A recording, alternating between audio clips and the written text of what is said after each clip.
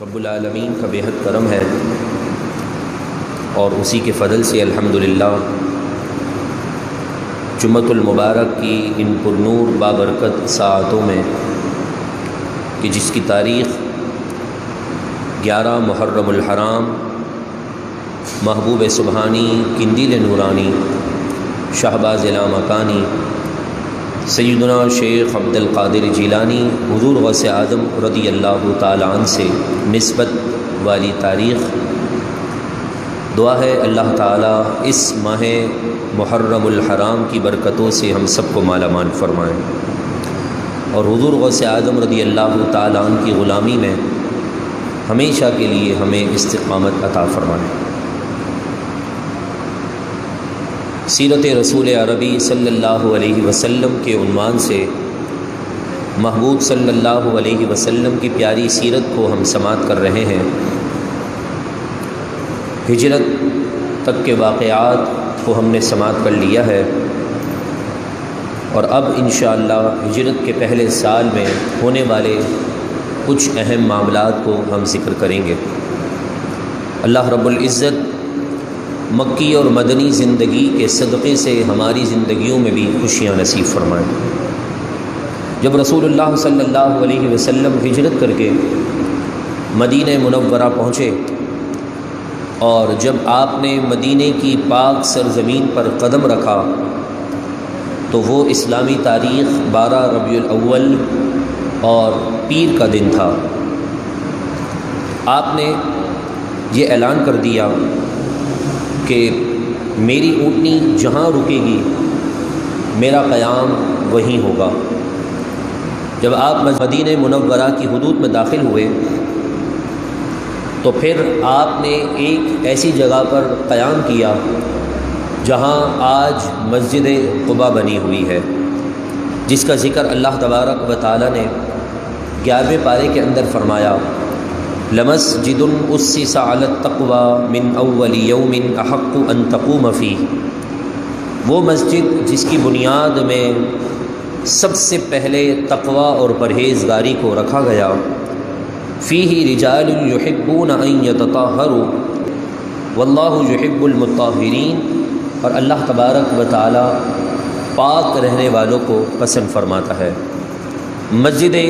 قباء کی بنیاد تقوی اور پرہیزگاری اور دین کی سربلندی کے لیے پیارے آقا علیہ الصلاۃ والسلام نے ایک خاتون کی جگہ جہاں پر لوگ اپنی کھجوریں خشک کیا کرتے تھے، اس سرزمین پر پیارے آقا علیہ الصلاۃ والسلام نے اسلام کی سب سے پہلی مسجد قباء کی بنیاد رکھی۔ اور اس کے بارے میں آقا علیہ الصلاۃ والسلام نے یہ بھی فرمایا کہ جو نماز فجر کے بعد وہاں جا کر اشراق چاش کے نوافل اور اس کے علاوہ 2 رکعات اور مزید پڑھے تو اللہ تبارک و تعالی اسے ایک عمرے کا ثواب عطا فرماتا ہے۔ اس مسجد کی بنیاد یقیناً تقوی اور پرہیزگاری پہ رکھی گئی ہے اور وہ بڑی عالیشان مسجد ہے۔ اللہ تعالی مجھے بھی اور آپ کو بھی مسجد قباء کی زیارت نصیب فرمائے۔ پھر اس مسجد قباء کی بنیاد رکھنے میں رسول اللہ صلی اللہ علیہ وسلم نے خود بھی اپنا حصہ ملایا۔ پہاڑوں کو کاٹ کر مسجد کی تعمیر کی گئی۔ بڑی بڑی چٹانیں اگر بیچ میں آتی تو خود حضور اسے کاٹتے اپنے ہاتھوں سے۔ اگر کوئی صحابی آ کر کہتا کہ یا رسول اللہ آپ ہمیں اس چیز کو دے دیں کہ ہم اس کو ہٹا کر دوسری جگہ رکھ دیں، تو میرے محبوب علیہ الصلاۃ والسلام ان کا حوصلہ بلند کرتے ہوئے فرماتے اسے میرے حوالے چھوڑ دو، تم اس کام میں لگ جاؤ۔ یعنی حضور نے اپنی عملی زندگی سے مسجد کے معاملات میں اپنے آپ کو آگے رکھ کر امت کو یہ پیغام دے دیا۔ آج ہمارے ساتھ بھی کچھ ایسا ہی معاملہ ہے کہ مسجد میں اگر گندگی نظر بھی آتی ہے، گرچہ ہمارے دور کے اندر یہ رواج ہے کہ ہم نے مسجد میں خدام رکھے ہیں، کہیں 1 ہوتا ہے، کہیں 2، کہیں 3، لیکن یہ ذمہ داری ہر مسلمان پر ہے۔ جو مسجد سے کوئی گندگی کو دور کر دے، اللہ تبارک و تعالی نزا کی تکلیف میں اس کے لیے آسانی پیدا فرما دیتا ہے۔ جب مسجد سے تکلیف دہ چیز کو دور کرنے سے نزا میں آسانی کی دعا ہے تو مجھے بتائیے اگر مسجد کو گندہ رکھا جائے اور پھر مسجد کے اندر کچرے ڈالے جائیں اور مسجد کو پھر یا تو تماشا کا ایک منظر پیش کیا جائے مسجد کے اندر، تو پھر ایسی مسجدیں یقیناً مسجد بھی اس نمازیوں پر بد دعا کرتی ہے جو مسجد میں شور مچاتے ہیں، اور مسجد میں اپنی ذات کے لیے سوال کرنے سے بھی منع کیا گیا۔ عقید جہاں صلی اللہ تعالیٰ علیہ وسلم کی سیرت یہ بھی درج دے رہی ہے کہ آپ نے فرمایا جب مسجد میں داخل ہو تو تمہارے جسم سے اچھی خوشبو آ رہی ہو۔ ویسے تو آپ اگر دیگر مساجد میں دیکھیں تو یہ رواج نہیں ہے، الحمدللہ تقریباً پچھلے 2.5 سال سے ہماری اس مسجد میں یہ رواج ہے کہ ہر نماز کے بعد نمازی ایک دوسرے سے اس طرح ملتے ہیں جس طرح عید کا سماں ہوتا ہے۔ ایک نئے نمازی نے آ کر مجھے کہا کہ آج کوئی آپ کی مسجد کے لیے کوئی خوشی کا دن ہے، تو میں نے کہا کہ کیوں؟ تو وہ کہنے لگا کہ نمازی آپ سے اور آپ نمازیوں سے اس طرح مل رہے ہیں جیسے عید کا سماں ہو، لوگ آپ سے لائن لگا کر عید کی طرح گلے مل رہے ہیں۔ تو اسے جواب میری طرف سے یہ دیا گیا کہ ہم نے اللہ تبارک و تعالیٰ کے حضور اس کی جانب سے عطا کردہ فرض وہ پورا کر لیا ہے، اس کی خوشی میں ہم نمازی ایک دوسرے سے ملاقات کر رہے ہیں۔ تو لہذا جب آپ کسی سے ملیں نا تو آپ کو محسوس ہوگا کہ میرے اندر کتنی خامیاں ہیں اور مجھے کیسا رہنا چاہیے۔ بسا اوقات ایسا بھی ہوتا ہے کہ لوگ نماز کے لیے تو آ جاتے ہیں مگر کوئی ایسی چیز کھا کر آتے ہیں جس سے ان کے منہ کے اندر اسمیل ہوتی ہے، یا پھر گرمی کی تپش کی وجہ سے پسینہ اس قدر جذب ہو جاتا ہے کپڑوں کے اندر کہ سامنے والے یعنی برابر میں موجود نمازی کو بڑی تکلیف ہوتی ہے۔ جب بھی میرے محبوب علیہ الصلاۃ والسلام مسجد میں آتے تھے تو خوشبو عام ہو جایا کرتی تھی، حضور کے پسینے مبارک کی خوشبو تو آج بھی مدینے کی گلیوں میں ہے، لیکن جب میرے محبوب کے پسینے میں خوشبو بھی ہے لیکن تب بھی آپ فرماتے ہیں کہ اے مسلمانوں جب مسجد میں آؤ تو لہسن، پیاز یا اس طرح کی دیگر چیزیں یعنی بوٹی وغیرہ کھائی ہو جس کی وجہ سے اسمیل پیدا ہو رہی ہو تو پھر مسجد میں ایسی صورت میں نہ آؤ۔ نماز کا وقت ہو جائے تو اچھی طرح تیار ہو کر ایسے جاؤ جیسے کسی بادشاہ کے دربار میں جاتے ہو، کیونکہ وہ بادشاہوں کا بادشاہ ہے، وہ ہمیں بن مانگے نعمتیں عطا کرنے والا رب ہے، اس کے دربار میں ہم جا رہے ہیں تو ایک الگ شان ہونی چاہیے مسلمان کی کہ وہ دیگر مسلمانوں سے اور عام مسلمانوں سے ایک ممتاز نظر آ رہا ہو، اس کی الگ پہچان ہو۔ اور پھر ہمارے یہاں تو اگر عموماً بندہ اس طرح تیار ہو کر آئے نا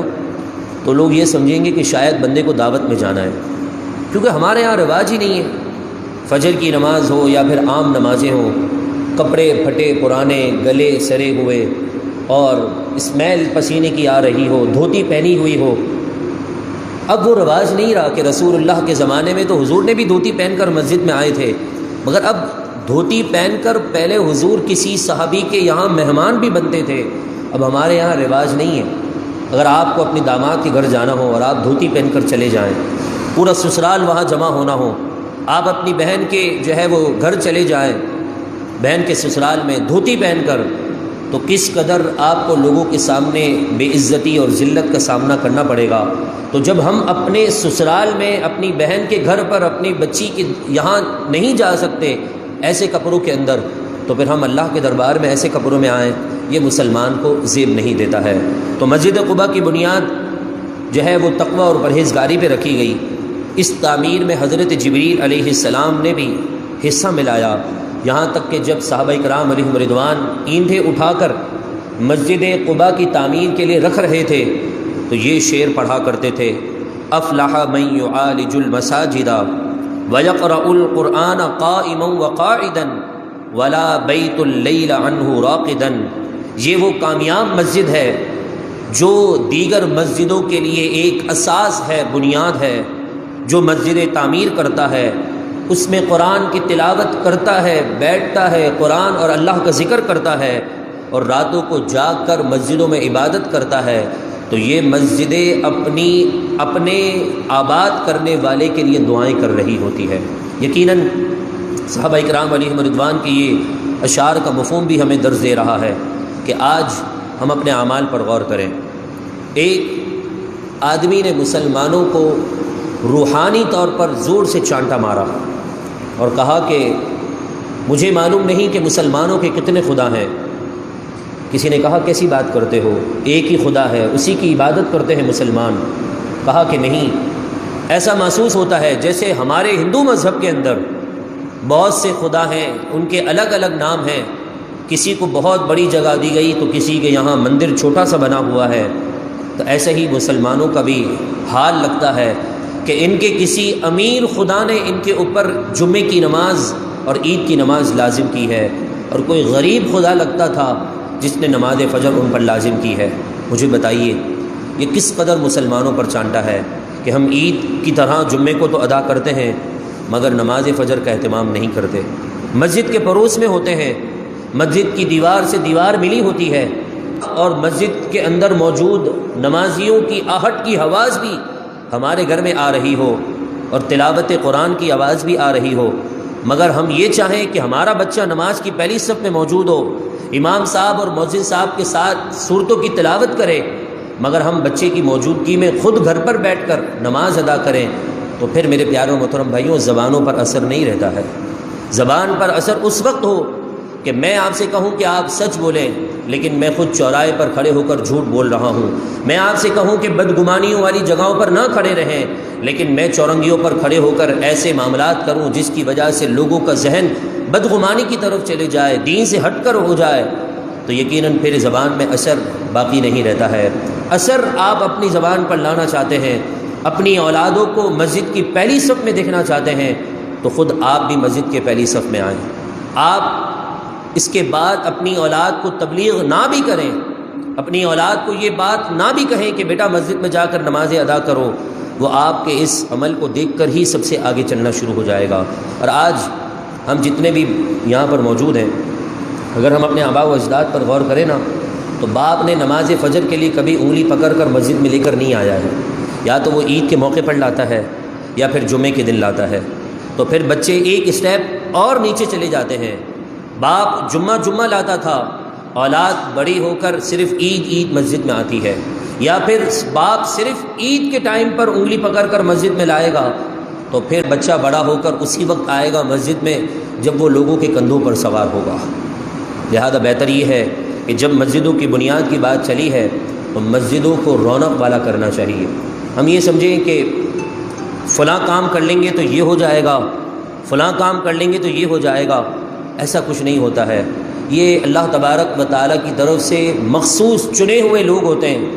جو مسجد کو آباد اور مسجد کو اس قدر رونق والا کرنے کے لیے سوچ رکھتے ہیں، ورنہ ہر بندہ اپنے گھر کی فکر رکھتا ہے۔ اللہ تعالیٰ ہم سب کو مسجد آباد کرنے والے خوش نصیبوں میں شامل فرمائیں، اللہ تعالیٰ سب کو مزید اخلاص عطا فرمائیں اور ہر معاملے میں ان کی غیبی مدد فرمائیں۔ جب رسول اللہ صلی اللہ علیہ وسلم نے مسجد قباء کی بنیاد رکھی، پھر اس کے بعد آپ نے وہاں سے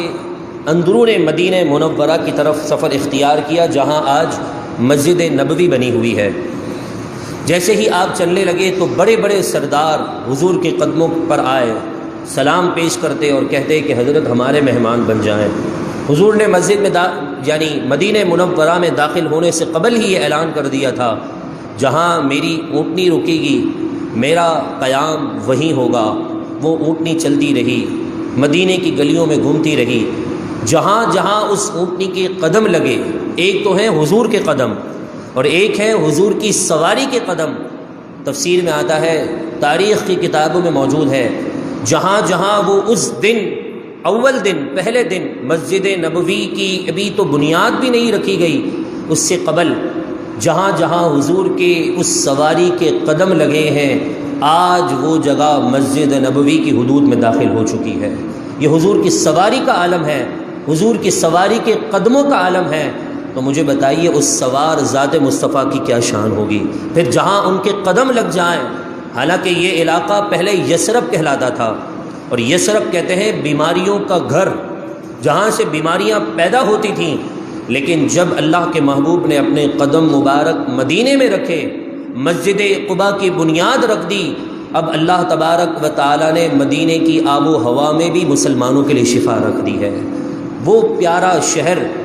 کہ جس کو دیکھنے کے لیے ہر مسلمان کی آنکھ بے تاب ہے۔ اگر آج اعلان ہو جائے کہ یہاں سے